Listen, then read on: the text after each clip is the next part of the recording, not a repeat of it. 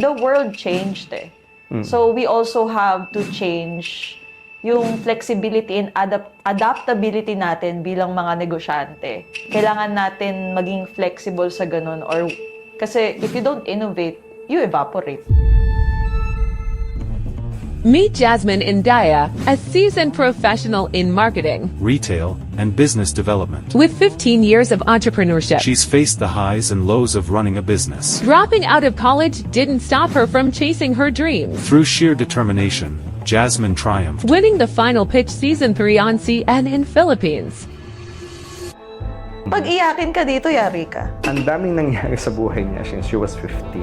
I think she don't understand the word surrender. Marami ka mapagdadaanan dito na talagang it will make you so strong. Just keep moving forward, no? Because again, we don't know what's gonna happen in the future. Sometimes, you don't have any option but to be strong because that's your only option. If you fail today, don't worry. To be strong for the people na who are relying on you, mga empleyado mo, family mo, lahat eh. It's like the sun. You feel like there's no tomorrow. Sun is always rise every day. Why do you think Filipinos are not into starting up their own? We were colonized by the Spaniards, meaning lagi tayong kino-colonize, hindi tayo yung nagko-colonize. Meaning we have this inferiority mindset na lagi dapat tayong kino-colonize. This is School of Roq, where the future multimillionaire gets inspired. Welcome once again for another interesting topic. Today we have a very interesting guest. She's a good friend of ours. And I'm well known to the industry into MLM or networking or any business in e-commerce. No, she's really a well-rounded in this industry, and she's gonna tell us or share her story, on how you're able to recover from your down and grow your business or go back, to your business and run your business again. All right. Without further ado, let's rock and roll. Our guest for today is Miss Jazmine. Hi! Hello, Jazz. Hello, ang ganda ng everybody. guest ko, di ba? So, Jazz, how are you? I'm great. Nice. Thank you for having me, Roq. By the way, guys, sa mga di nakakaalam, kaklase ko kasi si Roq. Basta kaklase ko siya. Estudyante siya din, naging teacher siya. Ganun siya ka-gifted. Ganun siya ka-gifted. Yeah, so classmate and then pull out ako para magturo. Sila rin pala yung estudyante ko. And then Dual purpose. Oo. Dual purpose ang pagiging schoolmate namin. Prof ko siya, but kaklase ko rin siya. Gulo ng buhay. No? So Jazmine, of course I know you, and some of our audience doesn't know who's Jazmine yet. Would you like to introduce yourself? Well, my name is Jazmine Endaya. I've been doing business probably half of my age or half of my You years. mentioned sa earth na to. since when? Since when? You mentioned about that. How young are you? I'm when 29 years old, turning 30, but I started doing business at 14 years old. So, nung 14 years old ako, talagang gusto kong kumita ng pera eh. Okay. Alam mo yon. Lahat naman tayo gusto kumita ng pera. Pero for a 14-year-old na gusto kumita ng pera, na may extrang pang-sine ka, doon nagsa-start yun eh. Yung may extra pang-sine ka, extrang pang-date, joke lang, wala pala akong ka-date noon kasi nerd ako. Extra panlibre sa mga friends, doon nagsa-start yun eh. Yung ganun lang yung goal mo. Until nga, I went into multi-level marketing when I was 14 years old. So, at 14 years old, dun ako namulat na Roq, ang buhay pala, mahirap. Tama? Mahirap. Lalo na kung namulat ka ng ganong age. Mahirap kapag di mo pinag-aaralan kung paano siya. Agree. Tama? Lahat naman ng bagay nagiging mahirap kapag di mo siya napapag-aralan eh. Kasi lahat tayo, meron tayong fear of failure. So, nung time na yon, fear of failure, ang nararamdaman ko, ayoko mag-fail. Kasi limited yung resources. Pero sabi nga nila, di ba, FAIL, failing is your first attempt in learning. Kasi marami tayong like ako, marami akong failure since 14 years old. And then, ayun, parang I made a name na rin nung mga time na yon. Malayo narating, pero malayo-layo pa ang mararating nung mga time na yon. parang ako yung naging one of the youngest achiever nung time na yon sa industry namin. Wow. Sa multi-level marketing. And then, ayun na nga, nagkakilala tayo when I started doing traditional business in 2019. I think that's the first time we met during the final pitch, no? Yung yeah. final pitch, yun. Yung final pitch. So, would you like to share your experience dun sa final pitch niya? Kasi when I did network marketing, nakaipon ako ng onte and then I started 4 stores. 4 Society 8 concept stores, which now, binenta ko na siya sa investors ko. So, I'm not the owner of Society 8 concept stores right now na. But, I did some other marketing endeavors then. So, ang nangyari kasi noon, parang hindi ko alam yung ginagawa ko. Alam mo yung business person ka, pero hindi ka marunong mag-accounting, hindi ka marunong... But, all I know is magaling ako makipag-usap sa tao because I'm a salesperson. Yun lang yung alam kong, alam mo yung kung meron kang confident na magagawa ka, marunong makipag-usap sa tao, at marunong akong magbenta. Basically, yeah, you can sell anything now. You can sell anything. You have the gift of convincing. You have a convincing power. Siguro, I would convincing like to power. think so. Oo.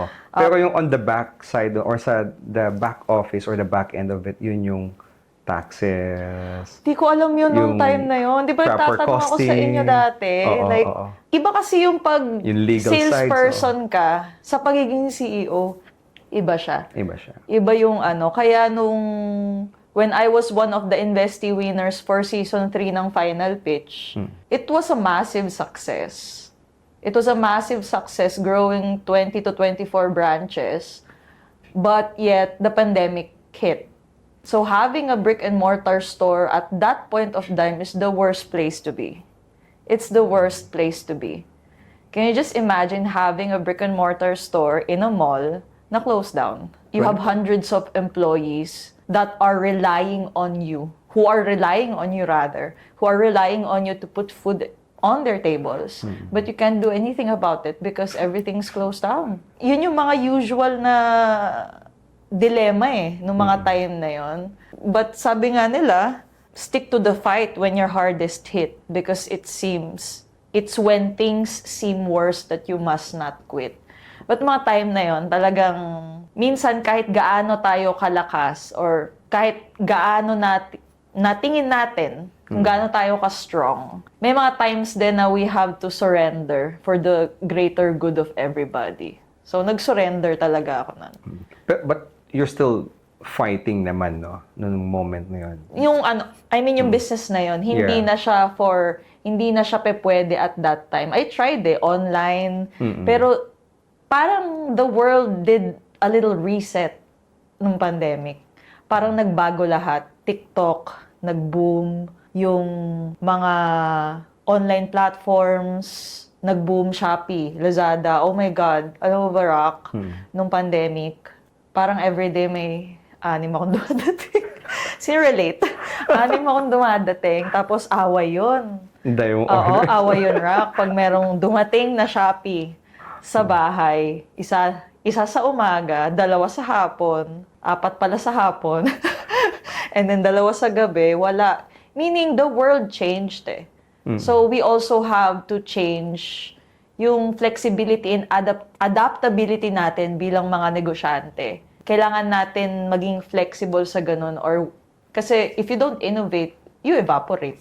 Maganda yung sinabi mo, no? You have to be flexible. But during those time, of course, most of the company, they didn't anticipate na mangyayari yun Oo. What is your mindset, no, during that time when it's happening?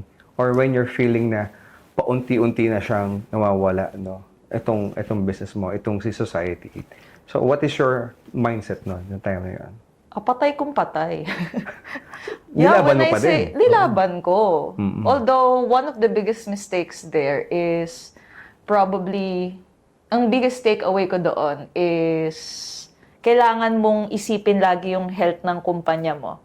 Because kung yung financial health ng company mo is hindi na healthy, yung mga parang inaalagaan ng kumpanyang yun, madadamay. Okay. Kasi ako, inuna ko, tao. Like nung pandemic, nagpasweldo, kahit walang pasok. Syempre, parang ang biggest takeaway ko ron is you have to be firm. Being a leader, you need to make the hardest decisions to have order. I haven't been there. Wala akong ganong kalaking Huwag mo company yet. nantayin. Oo. Huwag mo Hindi na- nantayin. that's why I'm talking to you, no? Para Huwag mo nantayin. ma-avoid natin this kind of but it takes one kasi to understand eh. It takes someone, a friend or anyone, no, na mag-experience nun. So everybody could learn as well, no, from the experience. You mentioned about MLM. You said you're one of the youngest achievers noon. When you say youngest achievers, ano yung mga awards noon? Have you been into places? Like, Yeah, travel. Pero kasi bilang bata nung time na yon, to earn your first million nung mga time na yon, nagka-million ka na kaagad? yun yung Do you remember what is your age that time? When you get the first million? 18, 19, gano'n. No way. First car. Siyempre, bata ka pa, first car. Wow. Pero, siyempre, sa atin ngayon, medyo, yun. What is your first car? Alam ko maganda kotse mo. Wala, May sports car ka, right? hindi, first car. Yung first car, yung pinag-ipunan ko yun eh, yung Ford Fiesta. First car for a 17-year-old. Ang funny kasi ng story nun eh. Kasi nakuha ko yun sa kasa, wala akong lisensya. Tapos di ako marunong 17 mag-drive. ka pa eh, Di ako so- marunong mag-drive. So, ang sabi nung coach ko, Jazz, gusto mo bang matuto mag-drive? Kinuha ko siya sa Bicol. Ford Naga. Gusto mo ba matuto mag-drive? Ay, uwi mo na yun sa Maynila. Pagdating mo na Maynila, marunong ka na mag-drive. Alam mo ba, Roq? Dinrive ko. Parang it took me 18 hours para makarating ng Maynila. Parang, oh my God, mamatay ba ako? Pero, nagkaroon ako ng Well, buhay ka pa naman until buhay now. pa naman So, ako until now, pero natuto ko mag-drive. Yun nga lang, medyo barubal. Yeah. Medyo barubal. But, yun yung pinaka-discovery ko sa sarili ko na sometimes fear isn't real. Don't get me wrong, danger is very real. It's very real. Pero fear, usually, may acronym din yan eh. Yung false expectations appearing to be real, but they're not real. They're just figments of your imagination. Depende sa'yo. Yung takot, ginagawa mo lang. Kaya ka natatakot. Natatakot mag-try ng ganito. Natatakot mag-try ng kung ano-ano. Usually kasi, yung mga fear of failure natin, sa buhay kasi, nobody fails in any business or in any endeavor. People only quit, that's why they fail. I love that. Only people who quit, and those are the people who fail when they quit. Kasi you can't win the game if you're not in the game. You quit eh. Nag-quit ka na eh. You are in your peak, no? Okay, yung business mo, everything, and then pandemic came, and then biglang bumagsak. Yun ang point na, again, most of the people, they didn't expect na that's happening. Nobody then- expected it. And then, there's something happened to you. I don't know if you'd like to share that, no? Na bigla kang, you pause for a little bit. No? I just want to say pause, no? Kasi pause is like, you want to continue, just looking for the right timing lang. Okay? So, I want to know what happened during those time. Most probably kasi our audience, no, is experiencing the same way. Kasi some people, like the way we see you right now, parang walang nangyari. Okay, oo. Parang wala eh. Parang talaga dumaan ka with that kind of experience. Pero for some people who are experiencing like that, parang ang hirap mag-bounce back. No? So before you answer that, I'd just like to say thank you to our sponsor. Thank you to TNC Cyber Cafe. They have a really nice computer shop there. This is the best or the premium cyber cafe in the Philippines. They have a newly renovated branches at Moraita near FEU, and also they have a Pinoval near UST. And then of course there's a lot of cyber cafe, TNC Cyber Cafe all over the Philippines. But those two that I mentioned, they have a study hub. That's what's make them different. Study hub, it's not only for gamers or for the esports. They also have a study hub where you want to have a privacy. If you want to, exclusive place where you want to work with, that's the place to be. And also, would like to thank Print Shop, Pink Sprint Shop, for printing on our marketing collaterals. And also, if you want to know on how to survive what kind of mindset when you feel that you're really down in your business, as in totally lost everything. If you want to know that, please subscribe in our new Brave Academy channel. And let's go back to Jasmine.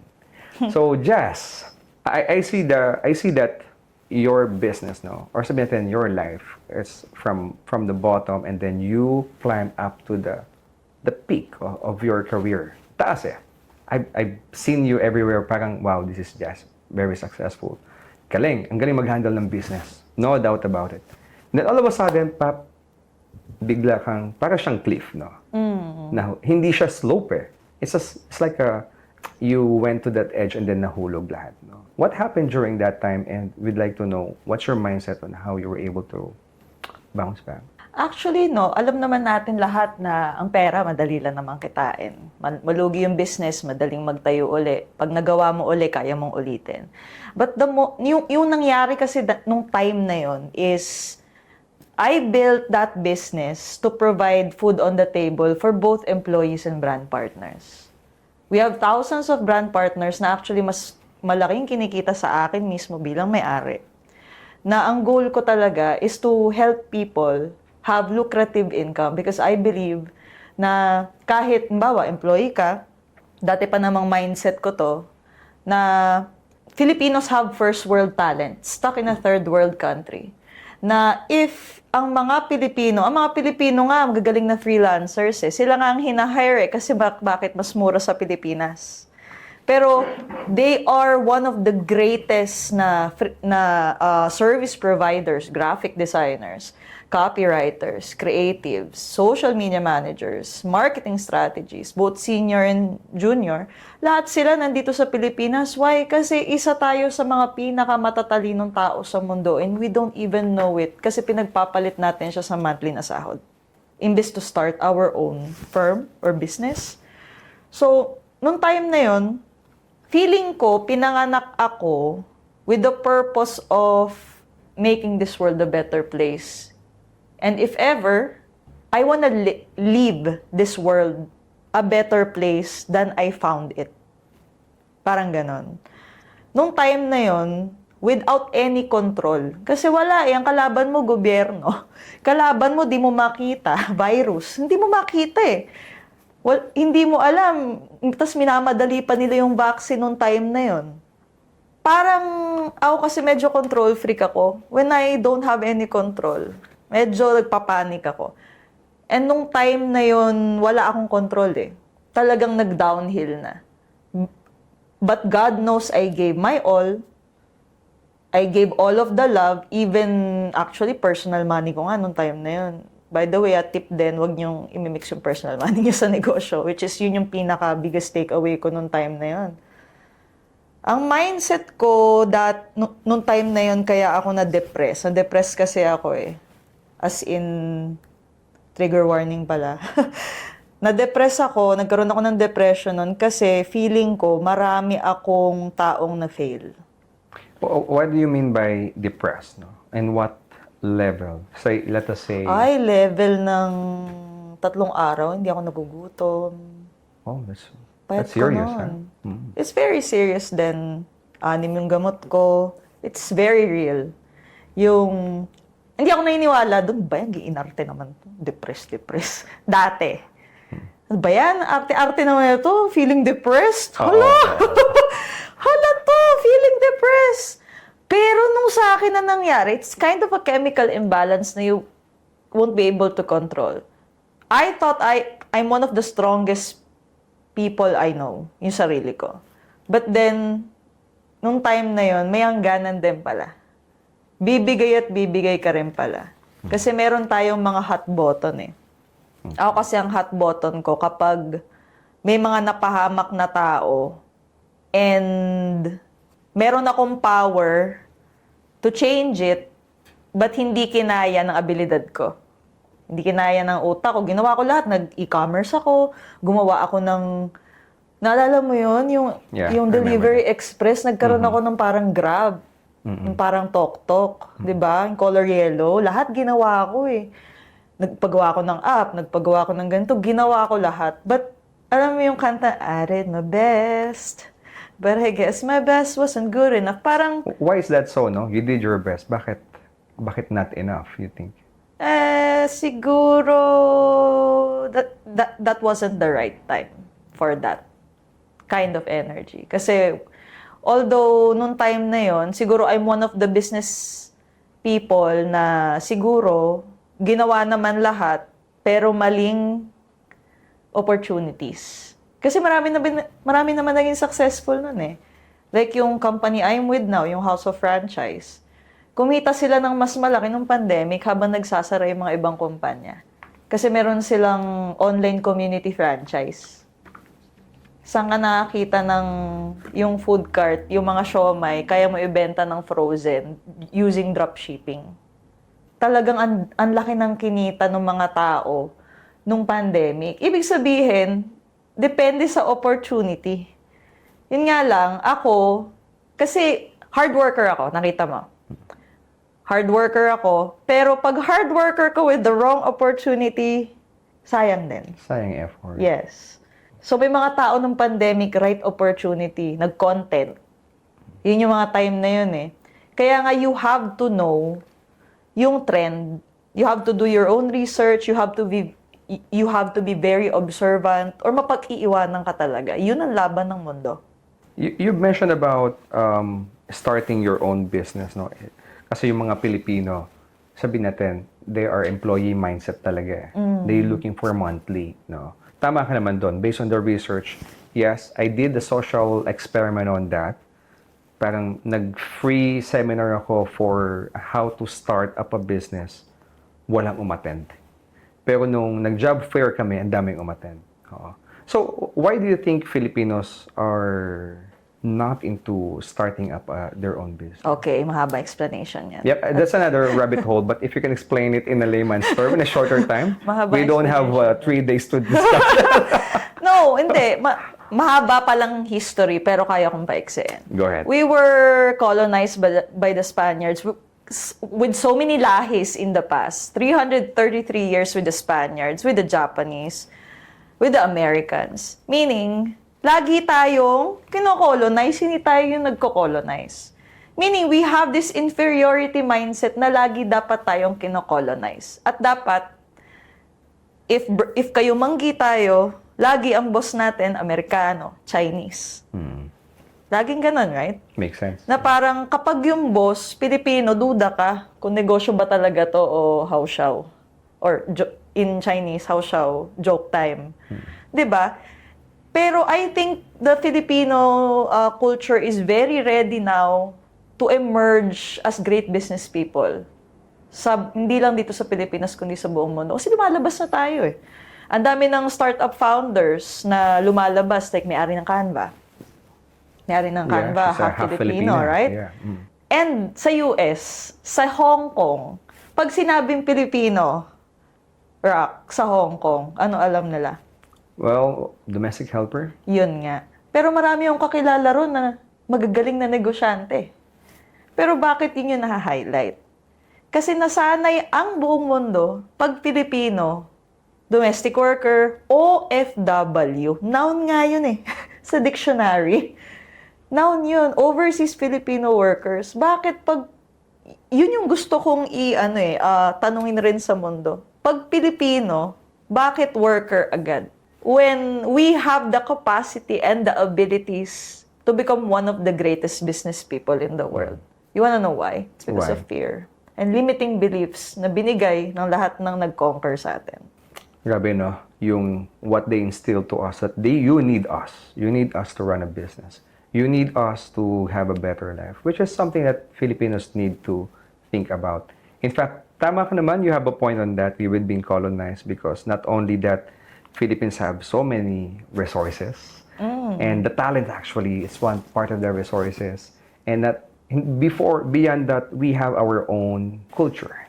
We have to break that glass ceiling that's limiting us. Okay. Interesting on the fear, no? You've been mentioning about the fear, and I think most of the Filipinos, they have great ideas, but they know how to start, actually. They know when, but this fear that stops them or preventing them to move forward. So how do you advise this, of course, these entrepreneurs who have this idea to start their business or to continue their business or to make their business grow pa? No? What is your advice on how to set aside this fear and convert that into something bravery, no, to move forward?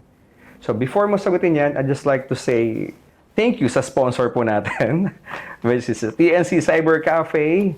They have, again, the very nice branch, newly renovated with study hub. If you want to study and you don't like to play, that's the place to be in Moraita and then also Pinoval. But if you want to play, you don't like to study, that's the place to be as well. And also Pink Sprint Pink Sprint shop for printing our marketing collaterals. And if you still watching right now, I appreciate that you subscribe because your subscription is really a good help for our team. Okay, let's go back to Jazz. So Jazz, again, if all Filipinos, no, or they're gonna create their own business, how they will conquer their fear? The more you analyze, Roq, the more you paralyze. Okay, so you mean... Yung mga tao, iisip sila, ay, kailangan ko mag-ready ng ganito, ay, kailangan mag-ready ng ganito, ganito, ganyan. Doon natatagalan. So they're You just have looking to for do it. something 100%. Yeah. They Delay want- tactics. May idea ka? Roq, do it. Do it now. Sige, tapusin natin to. Do it now. Okay. Kasi yun yung usual na problem sa lahat ng nakakausap ko.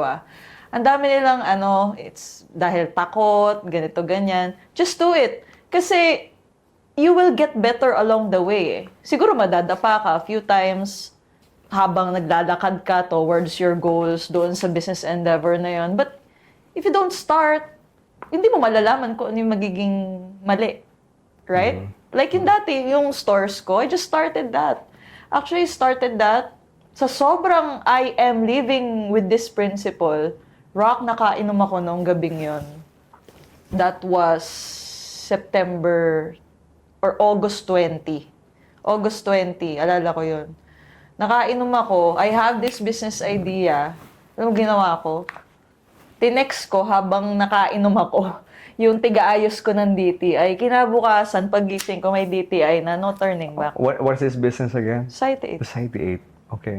So I think, are you suggesting that all people need to drink to get a Hindi better naman. idea? Just kidding. Hindi Okay. naman. But in short, when you have that, kasi ganito yan guys eh. Pag meron kayong business idea, it's from God. It's given from God, but may expiration date yan and yung energy na nafe-feel mo to start it.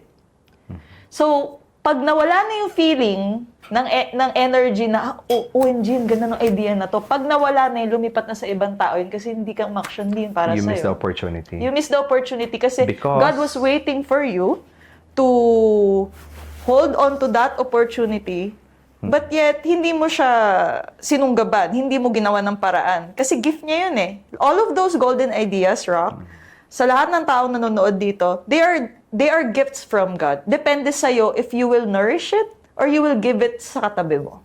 That's a good point, actually. Yeah. So, ganoon naman, same thing goes to any businesses, no? If you have an idea, if you have opportunity, if you want to buy it, pag hindi mo binili ngayon, ibang tao bibili niyan. No? Same goes sa service. Pag hindi mo kinuha yung service, ganun siya. But, of course, in the next level, into your level, you're right, and I'm thank you for that. No, you're comfortable about talking about God. By the way, disclaimer, ladies and gentlemen, our audience are somehow spiritual, ha? And yeah, so don't be surprised on that one. So anyway, yeah, you're mentioning about that. I really like you when you mentioning and you're comfortable mentioning that because that is something that you can explain that gives us this opportunity, and if you missed it, sayang eh. Okay. Sige. So once they do it, I think what will be the next step? Okay. Simulan ko na. What will be the next step for them? Little action plans. Of course, goal setting first. Ano bang goal mo? Unang-una, whatever business na you are thinking, ako, para sa akin to para sa akin to, parang point of view ko to, anong business, sa tingin mo, ano yung problema ang masosolusyonan niya?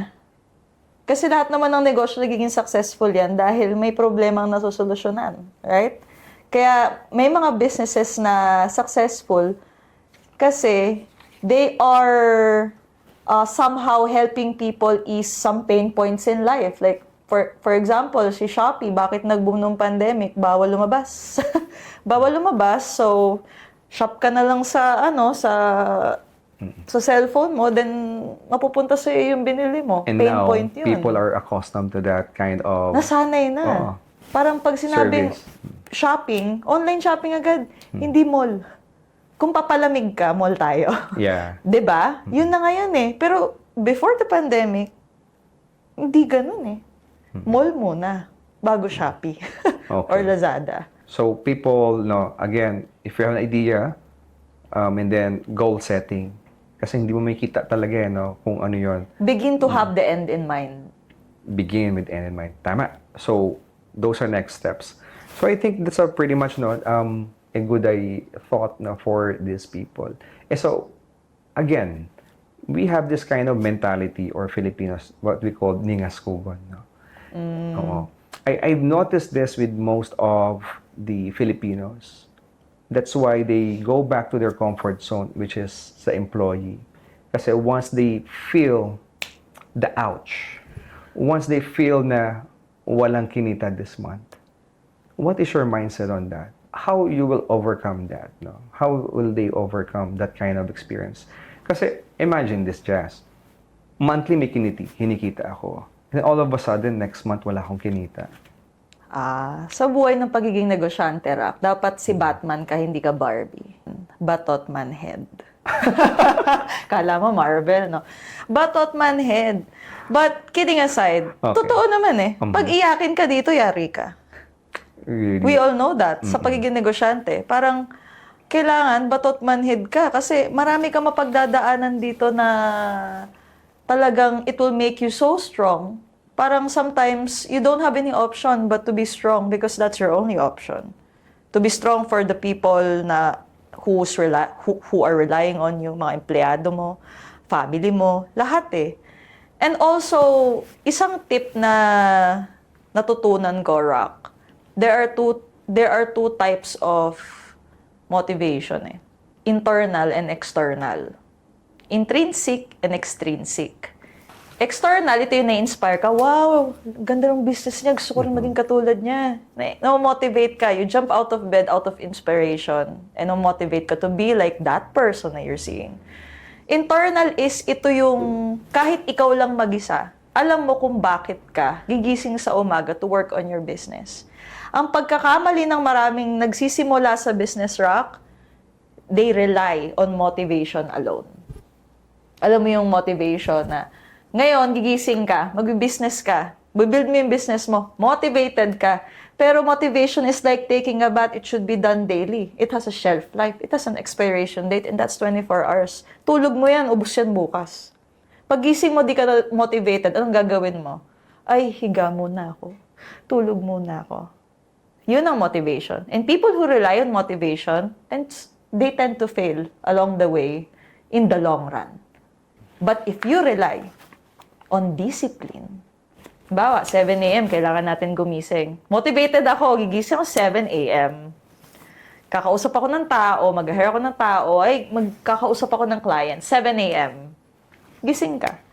Pero nanlumo ka, napagod ka, gumising ka kinabukasan, 7 a.m. Ayaw mo bumangon ng kama kasi pagod ka. Marami. Physical, pagod ka, mentally drained ka, kuno.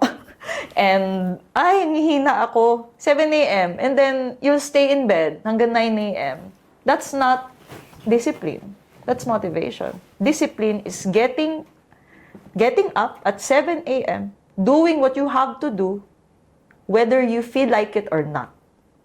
You have to do Kung it. kailangan mo i-drag yung sarili mo patayo ng kama, that's discipline. And yun ang nagbibigay ng sure na results. So, I've learned a lot from your sharing, Jazz. Grabe. Thanks sa coffee. Oo. Galing ng Thanks sa coffee, Yeah. yes. So, thank you sa coffee. Yeah. If there's a company who would like to sponsor a coffee, we're Yeah. open on that. So, again, thank you so much, Jazz, for that really, really deep insight. I appreciate it. I've learned a lot, so I took a lot of notes here, what I called diamond. So, ladies and gentlemen, this is the point in our show where we share our diamond. Diamond is your key takeaways. This is the reflection between my conversation with Jazz. So, while she was sharing, no, ang dami kong diamonds here, and all of these are gems, but I want to share my top 3 diamonds here. First is just do it. No? So whatever business that you have, whatever great ideas you have, don't wait for perfection because there's no such thing as 100%. Every idea that we think of, when we execute it, we only just began. We only just started. So everything, again, is work in progress. Just like the OS in our smartphone, in our technology. Every now and then, they will be sending an update for the technology to upgrade your operating system.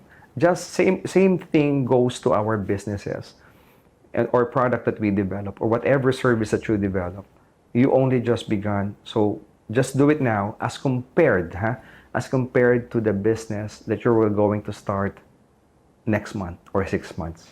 So imagine the gap between that, preparing for 6 months as compared to doing it just now. So you've learned a lot along the way rather than just keep on thinking and overanalyzing as just what like Jazz mentioned. Second diamond here is, of course, your really hard work. You think a lot about this. Something that we need to understand that you need to know your limits.